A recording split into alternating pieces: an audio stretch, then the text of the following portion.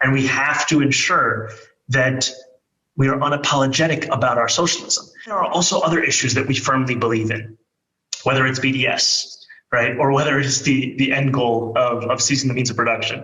Wouldn't it be great if we lived in a socialist society where the government controlled all the factories and natural resources, and there would be no more greedy business people exploiting workers and consumers? The government could then create a scientific plan to equitably distribute resources to meet everyone's needs. This fantasy fails both in theory and practice. The economist Ludwig von Mises suggests that such a socialist system is bound to fail because without prices, profits, and losses, there is no rational means of allocating scarce resources to meet the most urgent needs. There are millions of ways that workers, factories, and resources can be utilized to make consumer goods. In a market economy, all these factors of production are privately owned, and they are bought and sold at prices that fluctuate according to supply and demand. Entrepreneurs, hoping to earn a profit by fulfilling the needs of consumers, use these prices to calculate the most efficient production methods and shutter enterprises that do not serve consumers at the cheapest cost. Mises writes that if the government owns all these factors of production and they are simply distributed according to a government plan, then there would be neither discernible profits nor discernible losses. Where there is no calculation, there is no means of getting an answer to the question whether the projects planned or carried out were those best suited to satisfy the most urgent needs. The result is economic chaos. This is not just a theoretical argument. Socialist economists Nikolai Shmelev and Vladimir Popov witnessed the economic calculation problem with their own eyes in the Soviet Union, where the government-planned economy created constant shortages, surpluses, and production inefficiencies, and a much poorer quality of life compared to other developed nations. Shmelev and Popov write that for the Soviet Union, shortages and surpluses were an everyday reality, a governing law. The absolute majority of goods is either in short supply or in surplus. The needed product is almost never present in the needed region in the needed amount. The government planners were unable to predict all the complexity of allocating resources and setting prices, and the people paid dearly for it.